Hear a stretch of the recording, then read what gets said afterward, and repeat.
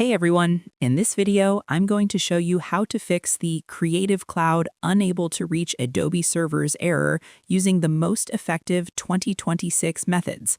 This is a common mechanical necessity when your network stack becomes corrupted, but we can technicality resolve it by refreshing your system's connection layers.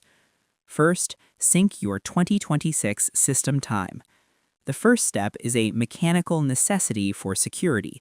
Adobe's 2026 servers require your system time to match their high-end certificates to allow for a candid handshake. Click on your Start menu and select the Settings gear icon. Navigate to Time and Language and then click on Date and Time.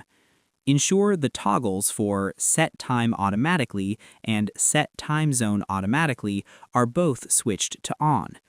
Scroll down and click the Sync Now button under the Synchronize Your Clock section.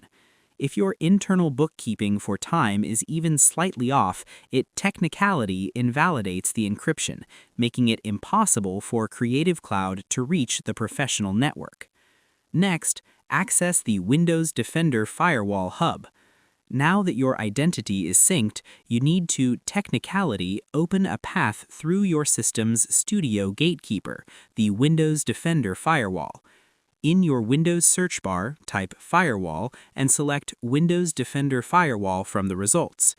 In the left-hand sidebar, click the link that says Allow an app or feature through Windows Defender Firewall. In 2026, security is tighter than ever.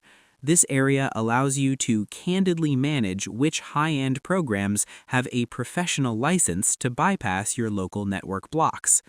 And that's pretty much it. To fix Adobe connection issues in 2026, start in Settings to ensure your time and time zone are synced correctly. Navigate to the Windows Defender Firewall, unlock the settings, and find the Adobe Creative Cloud entries. Check the boxes for both private and public access to technicality clear the way for their servers.